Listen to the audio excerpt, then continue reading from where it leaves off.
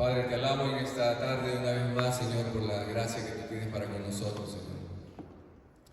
Y quiero rogarte, Padre, que seas tú hablando a nuestros corazones, hablando a nuestras vidas, Señor. Que tu palabra, Señor, que es como una espada de dos filos, Señor, que penetra hasta partir el alma del Espíritu, Señor.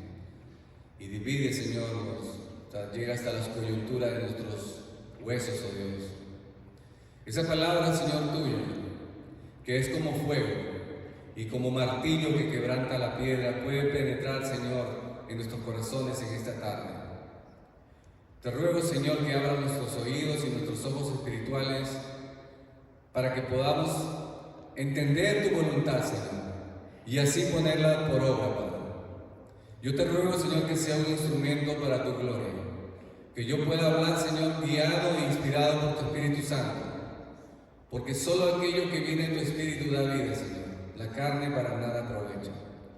Por tanto, Señor, me pongo en tus manos para que seas tú, Señor, guiándonos. Este es tu pueblo, Señor. Pueblo tuyo somos y ovejas de tu prado, Señor. Gracias te damos, Padre, en el nombre de Jesús. Bien, queridos hermanos, estamos en la parte final del libro de los Hechos. Hemos empezado, tenemos un año prácticamente cuando empezamos el libro de los Hechos. Como iglesia que es nueva, decidí hablar del libro de los Hechos de los Apóstoles para ver qué es lo que, como una iglesia que está empezando, de qué modo podemos nosotros ver cómo el Espíritu de Dios obró en los primeros apóstoles y cómo fue llevándonos. Vimos cómo el Espíritu Santo se derramó sobre aquellos 120 que estaban y fueron testigos fieles de la obra de nuestro Señor Jesucristo, su muerte y su resurrección. Y todo lo que hemos estado viendo, amados hermanos, ha sido una constante oposición a la palabra de Dios. Es decir, no nos debe extrañar que haya oposición cuando nosotros nos convertimos al Señor. Es natural. Antinatural sería de que todo el mundo hablara bien de nosotros, porque eso es lo que dijo Jesús, que tuviéramos cuidados cuando todo el mundo habla bien y dice cosas buenas de nosotros, porque así decían también de los falsos profetas. Pero cuando hemos reconocido y estamos hablando y dando testimonio de Jesucristo, lo más probable es que vamos a recibir una oposición, y lo hemos visto de principio a fin. Y esto es, el Espíritu Santo plasmó estas palabras, estos hechos de los primeros apóstoles, para que sea una motivación para nosotros a no desmayar, a seguir adelante predicando el Evangelio de Jesucristo sin desmayar, sabiendo que recibiremos oposición.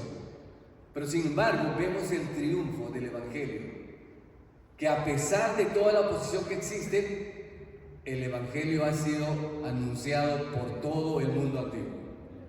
Y hoy hemos llegado a la carrera final y vamos a cerrar con, acuérdense, la semana pasada hemos visto que el apóstol Pablo está preso. Ya tiene tiempo preso. Sus enemigos han buscado y han intentado maneras de asesinarlo. Fíjese hasta dónde llega el odio por los santos, de querer deshacerse de los santos, de matarlos, sabiendo incluso aquellos que dicen que están defendiendo la causa de Dios para sacarlos del mundo a estos falsos o sectarios, herejes.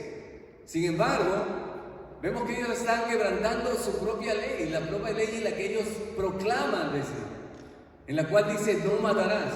Sin embargo, ellos han planificado estrategias para matar a Pablo. Pero hermanos, la vida de nosotros los creyentes no está en manos de los enemigos.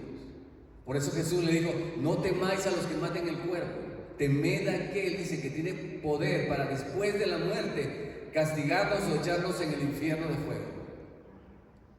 No debemos temer. Es lo que dice, le estaba diciendo al apóstol Pablo, a pesar de la situación de lo que hicieron contra él está todavía vivo. Y no solamente eso, sino que Dios ha levantado personas que lo protejan, que han visto que Él es inocente. Vimos la semana anterior de que si nos acusan, hermano, que sea de algo falso, no como un fundamento, no como una razón. Al apóstol Pablo lo estaban acusando, pero la gente que veía decía, este hombre no ha hecho nada, solamente son celos de gente que no lo quiere, pero en fin, no tiene nada de qué acusarlo. No hay algo sensato, que en realidad una prueba veraz de una acusación verdadera. No, de ningún modo.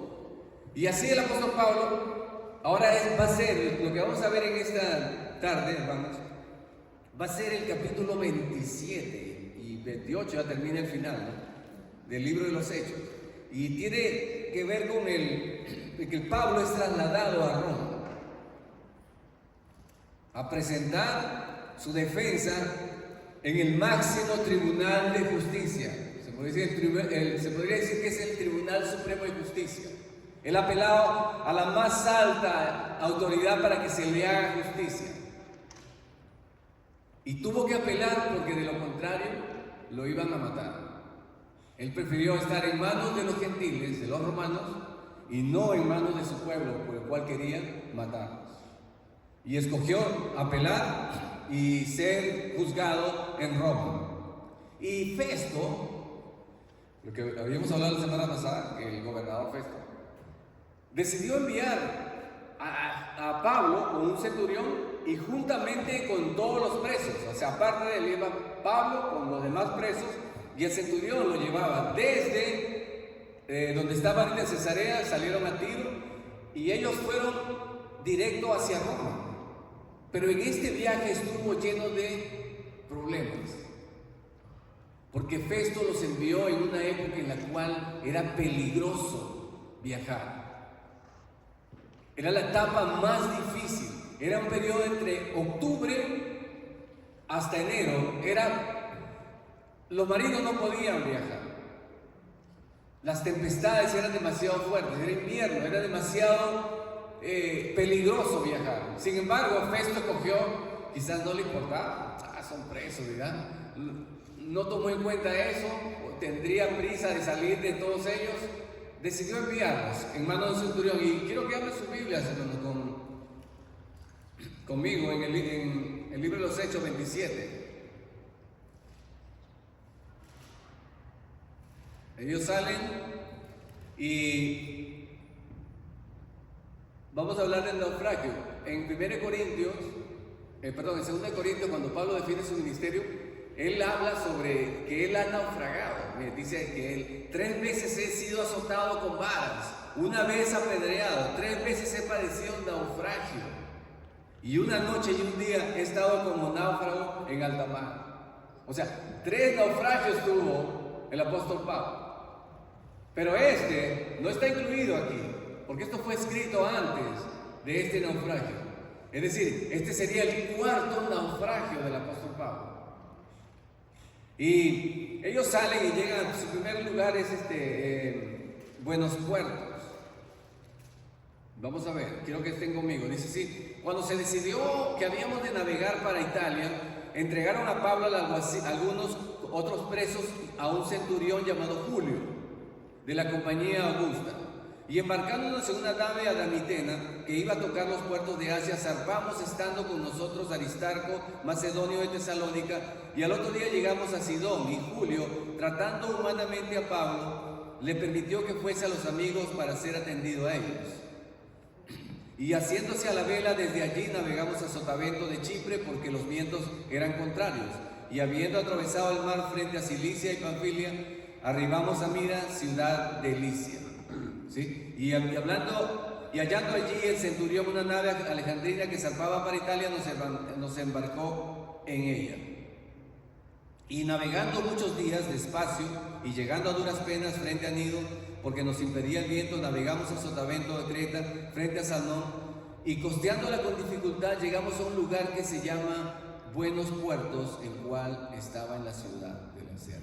Esta es la primera, hasta aquí llega el apóstol Pablo. Él está con el centurión, se embarcan y salen rumbo a Italia para defender su caso allá en Italia. Ahora bien, vemos que la bondad de Dios, hermanos, fíjense, él está preso pero dice que lo acompañaba Aristarco. O sea, había amigos que estaban con él en ese mismo barco. O sea, iban acompañándolo. No estaban solos. Muchas veces nosotros podemos pensar que en medio de las tribulaciones estamos solos, pero Dios siempre tiene preparado personas que nos acompañan y nos infunden aliento. En este caso estaban estos. Y no solamente eso, sino que dice que el centurión, hermano, el centurión tuvo compasión de Pablo y le permitió que sus amigos lo visitaran. O sea, vemos la misericordia de Dios, hermanos, en medio de nuestros sufrimientos. Amén. Vemos la mano del Señor junto, o sea, como decir, no se ha apartado ni se ha cortado el brazo del Señor para salvar. Ahí está, mostrándonos Dios su bondad. Y llegan ellos a este lugar, Buenos Puertos, ¿sí? Y de allí deciden salir. Ya les dije que el tiempo era peligroso para salir. Sin embargo, parece que el centurión no tomó, dijo como que vámonos, o sea, quizás estaba apurado por llegar, qué sé yo. Lo que vemos es que él insiste en llegar a Roma a pesar del tiempo. Y esto nos va a enseñar a nosotros, hermanos, que a veces nosotros queremos cosas en nuestra vida y vamos por encima de cualquier situación, sin importar a veces qué es la consecuencia que podamos tener de estas cosas. Y quiero que miremos bien, miren, dice aquí, si está conmigo en el verso 6, dice, y hallando el centurión una nave alejandrina que zarpaba para Italia, nos embarcó en ella. Y navegando muchos días despacio y llegando a duras penas frente a Nido, porque nos impedía el viento, navegamos a Sotavento de Creta, frente a Salnón, y costeándola con dificultad llegamos a un lugar que llaman Buenos Puertos, cerca del cual estaba la ciudad de Lasea. Y habiendo pasado mucho tiempo, o sea, pasó un tiempo ahí en Buenos Puertos, ya pasó un tiempo largo, y siendo ya peligrosa la navegación por haber pasado ya el ayuno, Pablo les amonestaba diciéndole: varones, veo que la navegación va a ser con perjuicio y mucha pérdida, no solo del cargamento de la nave, sino también de nuestras personas. Pero el centurión daba más crédito al piloto y al patrón de la nave que a lo que Pablo decía. Y siendo incómodo el puerto para invernar, la mayoría acordó zarpar también de allí por si pudiesen arribar a Fénice, puerto de Creta, que mira al nordeste y sudeste, e invernar allí. Ok, miren, hermanos, ¿qué es lo que estaba pasando? El centurión decide irse, llevarse rumbo a Italia. El tiempo era malo y ahora él decide: vamos rumbo a Italia, porque encontró una nave en la cual podía ir. Esta nave era una nave grande, no era pequeña. Ahorita vamos a ver que habían 256 personas. Llevaba carga para Italia. Ahora bien, miren lo que dice. Pablo les advierte del peligro que había. Fíjense que cuando Dios nos advierte siempre antes de que tomemos una decisión, hermanos, sino que muchas veces no queremos escuchar. Pero Dios utilizó a Pablo para decirle, miren, le dice, los amonesto, miren, no vayan a ir, dice. ¿Por qué? Porque el tiempo es muy malo. Dice que esto va a traer el perjuicio, se va a perder no solamente la barca, sino también la vida de los que están aquí. Por favor, no salgan, no se vayan. Esa era la palabra de Dios. Pero ¿qué hizo el centurión? El centurión no tomó en cuenta lo que Dios estaba diciendo a través de Pablo, porque él quería llegar rápidamente a Roma. Ahora veamos, ¿qué lo llevó a este hombre? Y esto nos va a ayudar a nosotros en nuestras vidas, hermanos. ¿Qué lo llevó a él a tomar esta decisión? Número 1, hermanos. Hay 5 cosas que vamos a encontrar aquí que llevaron a este centurión a tomar esta decisión, a pesar de que la voluntad de Dios era otra. Y la primera es impaciencia. Miren lo que dice: que había pasado mucho tiempo. Eso fue lo primero. Y habiendo pasado mucho tiempo, dijo: no, ya es tiempo o sea, la impaciencia. A veces no queremos esperar. Nos impacientamos de nuestra situación y tomamos decisiones ya está bueno de estar esperando tanto. Ya hemos pasado mucho tiempo aquí. Y él decide tomar la nave. ¿Por qué? Porque simplemente ya era mucho tiempo que estaban ahí. Segundo, él tomó consejo del capitán y del dueño del barco. Y su consejo era, se suponía, de gente experta. ¿Cómo voy a escuchar yo a un preso si tengo aquí la experiencia de un timonel que tiene años navegando? Tenemos al dueño o al capitán del barco. ¿Cómo yo voy a estar tomando consejo de un preso? No, de ningún modo. Lo estoy tratando bien, pero tampoco es que voy a hacerle caso. Y así puede pasar en nuestra vida, queridos hermanos. Podemos tomar consejo se puede decir, del mundo, de lo que enseña el mundo, de personas experimentadas según ellos, pero sin embargo, no estamos oyendo quizás probablemente la voz de Dios en nuestras vidas. Tercero, incomodidad. Dice en el verso 12, y siendo incómodo el puerto para invernar, a veces la incomodidad en nuestra situación nos hace tomar una decisión apresurada, contrario a la voluntad de Dios. Miren cómo dice, siendo incómodo el puerto para invernar, el centurión no podía aceptar que tuvieran que quedarse por 3 meses en un lugar como ese. Dice, no, esto es demasiado, yo no voy esto es demasiado incómodo. Prefiero moverme a otro lado. Y la otra es la regla de la mayoría. Dice que él preguntó y la mayoría le dijo, sí, vámonos. Dice que se sumó a votación en el mismo verso 12. Si usted está conmigo leyendo, dice, y siendo incómodo el puerto para invernar, la incomodidad, dice así, la mayoría acordó zarpar también de allí. Generalmente, hermanos, nosotros tomamos como cosa de Dios cuando la mayoría está de acuerdo, ¿correcto? Es más, muchas de nuestras cosas tomamos a votación. Sin embargo, la Biblia nos enseña que no siempre es así, hermano. Cuando Josué y Caleb habían ido junto con 10 espías más a recorrer la tierra, ellos trajeron buenas noticias, pero 10 de ellos dijeron que no, que la tierra era buena, sí, pero no podremos tomarla para nosotros. Y toda la mayoría, todo el mundo, todo el pueblo de Israel le creyó más a estos 10. Eran la mayoría, pero ellos no tenían razón. Es más, iban a matar a Josué y a Caleb, a apedrearlos, por decir algo positivo, por estar hablando la palabra de Dios, por tener fe en el Señor. Lo iban a matar. No siempre la mayoría, hermano, o no siempre debemos seguir el consejo de la mayoría. Eso me hace recordar siempre la iglesia de los últimos tiempos, la iglesia la Odisea. Es curioso el nombre, es la iglesia que todos conocemos como la iglesia tibia. La iglesia que por ser tibia el Señor la vomitaría de su boca, por cuanto no era ni frío ni caliente.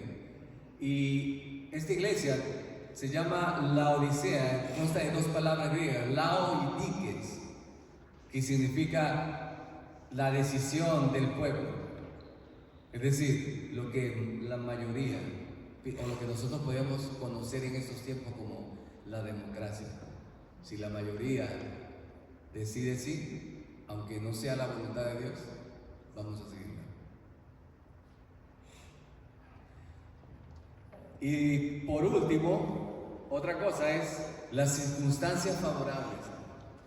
Fíjense que había un viento y soplando una brisa del sur, verso 13, miren, y soplando una brisa del sur, pareciéndoles que ya tenían lo que deseaban, levaron anclas e iban costeando Creta. Es decir, como que vieron que, no, si es por aquí, porque la verdad es que ya el viento nos está haciendo favorable. Está bien, vamos a arrancar de una vez. Les pareció, ¿no?, que el viento que necesitaban y que demostraba cuán equivocado estaba Pablo, Debemos ser precavidos ante las grandes oportunidades o las circunstancias ideales que parecen contradecir la palabra de Dios. O sea, hay cosas que parecen, esto salió bueno, esto es lo que nos conviene, pero muchas veces es contrario a la voluntad de Dios. Esos son los vientos, una brisa del sur que subió. Lo cierto es que todo el escenario, queridos hermanos, se planteó para que ellos insistieran en salir en una temporada mala.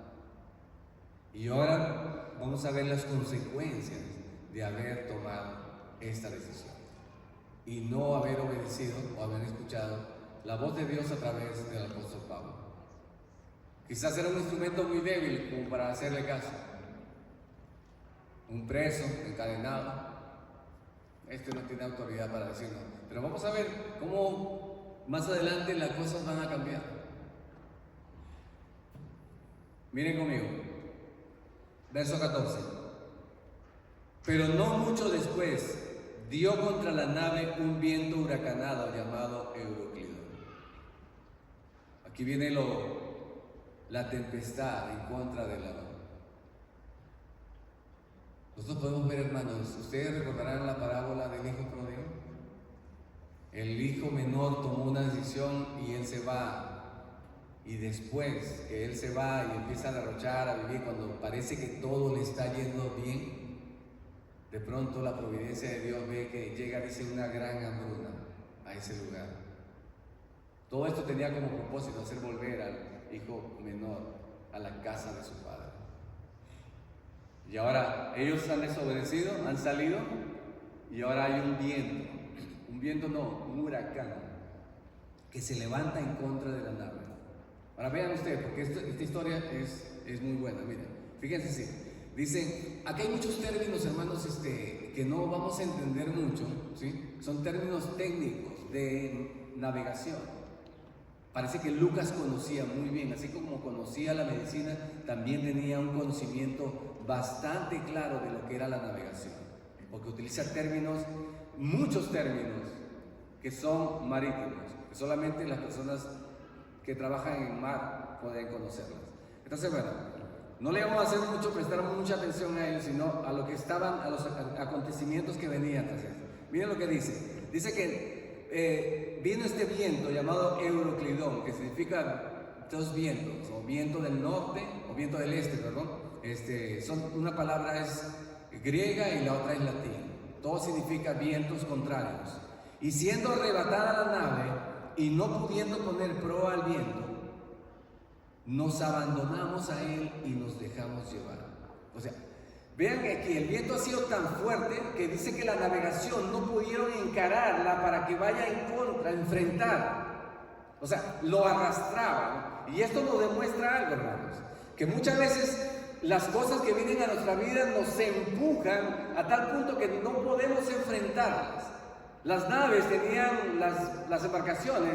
Yo no sé si usted ha visto las películas, les ponían como ojos o rostros de águilas y cosas así. Era la parte del frente. Era una forma como de enfrentar. Eso es lo que trataba el piloto, de enfrentar a la corriente, pero el viento lo llevaba y lo empujaba a tal punto que mire lo que pasó. Dice que, y no pudiendo poner proa al viento, nos abandonamos a él y nos dejamos llevar. Ya la situación se ha puesto incontrolable. Y lo que están haciendo es simplemente dejarse llevar, dejarse arrastrar por este huracán. ¿Ven? Salieron pensando que tenían un viento favorable, que ya es el momento de llegar. Ahora la cosa se ha invertido porque no pueden ni siquiera hacer el frente a esta situación adversa que tienen. Continuemos. Miren, dice así: abandonados y dejándose llevar por el viento, y habiendo corrido a sotavento de una pequeña isla llamada Clauda, con dificultad pudimos recoger el esquife, es decir, el barquito que van arrastrando. Lo arrastraron, lo levantaron, porque como iban arrastrando peso, mejor dijeron, vamos a sacarlo de ahí para aligerarnos un poco la nave. Ellos iban jalando este bote, como un bote salvavidas. Lo subieron. Ahora, dice que una vez subido a bordo, Usaron de refuerzo para ceñir la nave y teniendo temor de dar en la sirte, arriaron las velas y quedaron a la deriva. Es decir, amarraron el barco con sogas de manera que la tormenta no destruyera la nave. O sea, hicieron como un envoltorio de sogas para evitar que la fuerza de la tempestad rompiera la nave. Es una forma de envolver, de protección, protegiéndola. Cubrieron con sogas. Pero miren lo que pasa. Y tenían temor de dar en la Sirte. La Sirte era una parte baja entre la región de África. Ya en este golfo era muy bajo y tenían miedo de encallar ahí. Se le llama la Sirte, es conocido como el cementerio de las embarcaciones, por la cantidad de barcos que encallaron allí y se hundieron. Cuando ellos vieron ese lugar, dijeron, trataron de alejarse de ahí porque sabían de que si caían ahí, ya hasta ahí iba a llegar su embarcación. Ya eran marineros que conocían bien el camino, sabían por dónde debían ir, por dónde no deberían ir, pero sin embargo, ahora están siendo arrastrados por algo que ellos no pueden controlar, no lo pueden manejar. Ellos tomaron sus consejos, pensaron que estaba correcto, vieron que todo era favorable, pero vemos que no es así. Lo bueno era haber obedecido la palabra del Señor a través de Pablo. Pero bueno, ya están en medio, ahora lo que queda es arrear, ¿cierto? Ahora miren lo que dice, pero siendo combatidos, verso 18, si está conmigo, combatidos por una furiosa tempestad, al siguiente día empezaron a lijar, es decir, a botar las cosas. Y al tercer día, con nuestras propias manos arrojamos los aparejos de la nave. Ya, los muebles, todas las cosas que producen peso, empezaron a botar, incluso comida, todo lo que había que botar. El mobiliario del barco, empezaron a botar todo. Y no apareciendo ni sol ni estrellas por muchos días y acosados por una tempestad no pequeña, ya habíamos perdido toda esperanza de salvarnos. Sin sol, sin estrellas, ¿no? Todo era una oscuridad. ¿Cómo se guían las embarcaciones? ¿Cómo se guiaban? Ahora sí hay GPS, pero ¿cómo se guiaban, hermanos? Solamente viendo las estrellas. Ahora, o el sol. No podían ver ni el sol ni las estrellas. O sea, estaban completamente desorientados y en oscuridad. Como la vida de cualquier persona que no tiene a Cristo en su corazón. En tinieblas, sin dirección, llevados por un viento, arrastrados y sin esperanza de vida. Este es el verso principal, ¿no? Lo voy a repetir, lo voy a leer una vez más. Y no apareciendo ni sol ni estrellas por muchos días, y acosados por una tempestad no pequeña, ya habíamos perdido toda esperanza de salvarnos.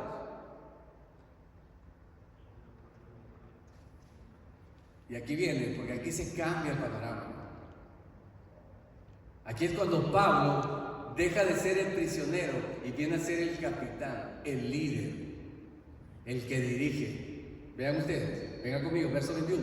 Entonces Pablo, como hacía ya mucho que no comíamos, puesto en pie en medio de ellos, dijo: habría sido por cierto conveniente, oh varones, haberme oído y no zarpar de Creta tan solo para recibir este perjuicio y pérdida.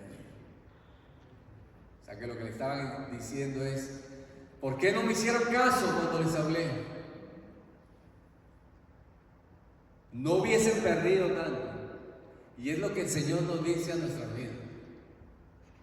Si hubiésemos hecho caso en muchas decisiones que tomamos, porque el viento nos era favorable, o porque las circunstancias parecían dar, no hubiésemos sufrido quizás tanta pérdida en nuestras vidas.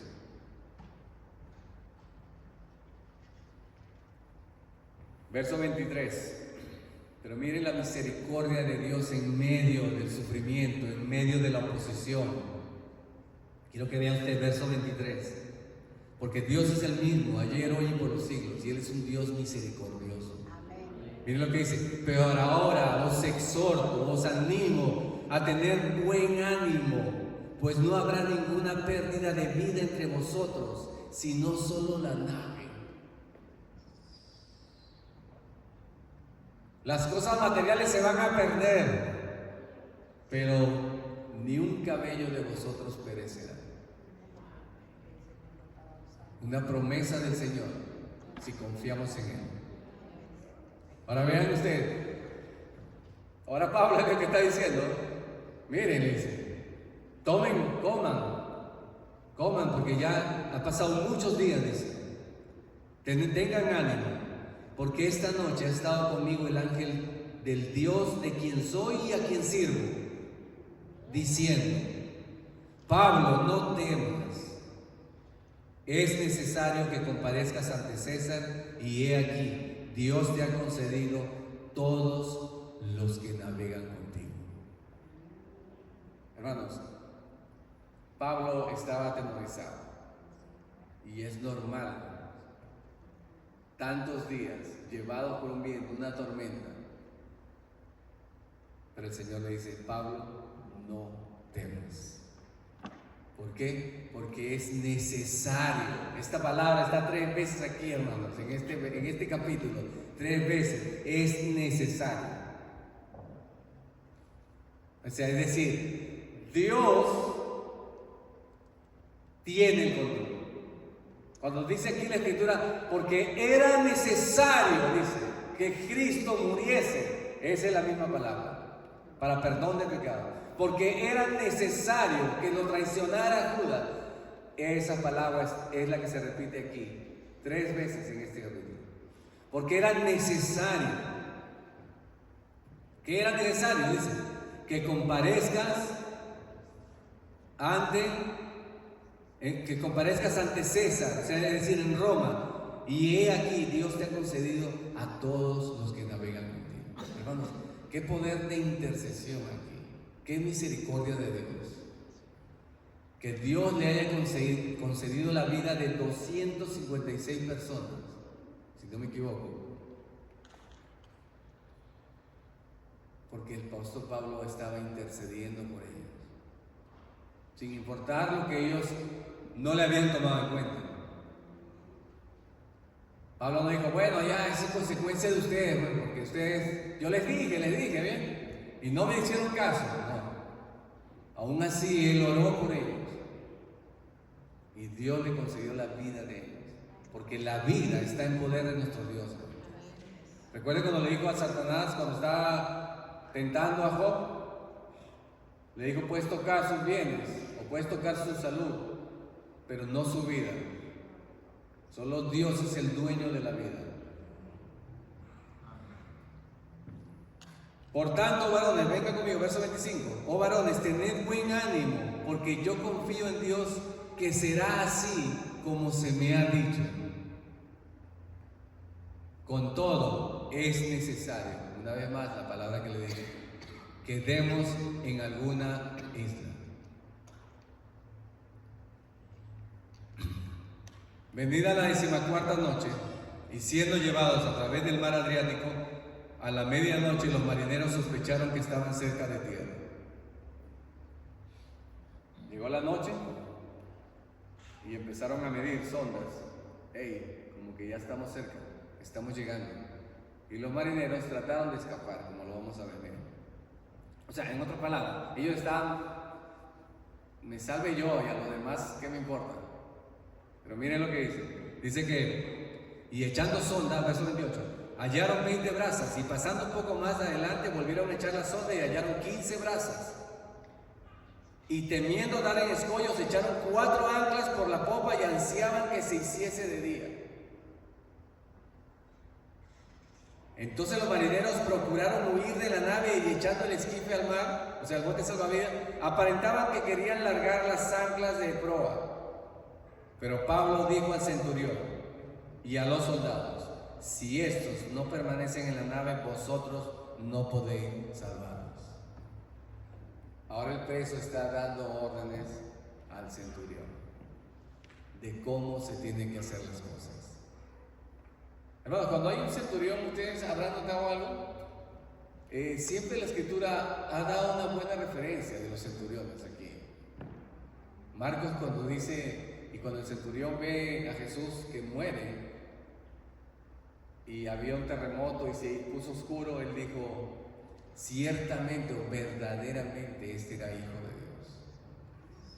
Y hablando también del centurión que habló Pedro, que daba buenas ofrendas, Cornelio también daba buenas ofrendas y ayudaba mucho al pueblo judío. Y aquel también que le pidió que por favor sanara a su siervo. O sea, siempre hemos visto que eran hombres de fe, así como este hombre también tuvo a Pablo con misericordia, hizo que lo trataran bien, que lo visitaran, era compasivo. Ahora Pablo le dice al centurión, dándole orden, diciéndole: si estos no permanecen en la nave, vosotros no podéis salvarnos. ¿Y qué hizo? Entonces los soldados cortaron las amarras del esquife y lo dejaron perderse. Cuando comenzó a amanecer, Pablo exhortaba a todos los que comiesen, diciendo: este es el 14º día que veláis y permanecéis en ayunas sin comer nada. 14 días sin comer, hermano. El día del ayuno ya había pasado. Es decir, cuando empezamos leímos sobre el día del ayuno, ¿no? Ese era el día de expiación. En octubre, generalmente, entre septiembre y octubre, el día de expiación. El día de Yom Kippur. Pero estos ya se fueron de largo, 14 días ayunando. ¿Por qué lo hicieron? No sabemos. Si fue porque botaron los alimentos del todo y no había suficiente, o simplemente el afán de salvarse, ni siquiera pensaron en comida, o era una práctica muy común entre los gentiles. ¿Recuerdan ustedes la historia de Jonás? En plena tormenta también hicieron lo mismo, hacían lo mismo los marinos, solían hacer eso y clamar a sus dioses y dejaron de comer. Pero él les dice: tengan ánimo y coman. Ya son 14 días que no comen. Por tanto, os ruego que comáis por vuestra salud, pues ni aun un cabello de la cabeza de ninguno de vosotros perecerá. Y habiendo dicho esto, tomó el pan y dio gracias a Dios en presencia de todos, y partiéndolo comenzó a comer. Este es un reflejo de la Santa Cena. Partió el pan y lo dio en presencia de todos, hermano. 256 personas, definitivamente. Pablo no tenía miedo escénico, hermano, ni se avergonzaba del Evangelio, porque era poder de Dios para salvación a todo aquel que cree, al judío primeramente, pero también al griego. Y allí estaba Pablo dando testimonio delante de 256 personas, diciendo que confíen en la palabra del Señor, porque el ángel del Señor le había dicho que ningún cabello de ellos perecería y que todos se salvarían. Verso 36. Entonces todos, teniendo mejor ánimo, comieron también. ¿Ve que la palabra de Dios nos anima, hermano? La palabra de Dios, la palabra que proviene del Señor, nos anima. Dice que comieron, y era la nave 276 personas, casi 300 personas. Y satisfechos aligeraron la nave, echando el trigo al mar. Una vez más se quitaron el peso que llevaban en el barco. Y esto nos enseña a nosotros, hermanos, a aligerar también, como dijo el apóstol Pedro, aligerando o quitando la carga del pecado que nos asedia, despojándonos, dice, del pecado que nos asedia. Corred la buena carrera de la fe. Al hacerse de día no reconocían la tierra, pero veían una ensenada que tenía playa, en la cual acordaron varar, si pudiesen, la nave. Y cortando las anclas, dejaron en el mar, largando también las amarras del timón, e izada al viento la vela del proa, y desfilaron hacia la playa. pero dando en un lugar de 2 aguas hicieron encallar la nave y la proa hincada quedó inmóvil y la popa se abría con la violencia del mar. Es decir, se dejaron llevar en el barco en la mañana y el barco dio y encalló en la bahía, pero la fuerza del mar empezó a romper la parte de atrás del mar, del buque, del barco. Y miren lo que hicieron los soldados, verso 42. Entonces los soldados acordaron matar a los presos para que ninguno se fugase nadando. Esto es un plan de Satanás, ¿cierto? De tratar de matar al apóstol Pablo. Querían matarlo en Jerusalén y aquí también. Pero hay que ver también el otro lado. Los soldados eran responsables por los presos. Si ellos dejaban de escapar el preso, ellos debían morir. Pero el centurión quería salvar a Pablo. Miren la gracia del Señor, hermano. Dice que cuando los caminos del hombre son rectos, el Señor hace estar aún a sus enemigos en paz con él. Amén. Queriendo salvar a Pablo, les impidió este intento y mandó que los que pudiesen nadar se echasen los primeros y saliesen a tierra, y los demás parte en tablas, parte en cosas de la nave, y así aconteció que todos se salvaron saliendo a tierra. Entonces, hermano, la palabra del Señor se cumplió. No importa cuál sea, hermanos, nuestra situación que enfrentemos, y aunque sea por causa nuestra, por haber tomado consejos o situaciones que parecían favorables a nuestra vida, siempre la misericordia se extiende para nosotros cuando hay arrepentimiento. Clamé yo al Señor y me libró de todos mis temores. Amén. Sabe salvar el Señor a los que confían en Él. Ahora, si en esta tarde, querido amigo, tú te encuentras como estos hombres en oscuridad, sin ver luz ni estrella, es decir, sin dirección, quiero decirte, sin esperanza de vida, quiero decirte que el Señor, el mismo Dios que salvó a estas personas, está vivo y aún quiere salvar. Por tanto, si no has aceptado al Señor en tu corazón, este es el momento para que digas una oración conmigo y dile: Señor, yo soy como esa gente que estaba, Señor, preso, o como aquellos que estaban sin luz y sin esperanza de vida, pero tú le has concedido vida por medio de un hombre.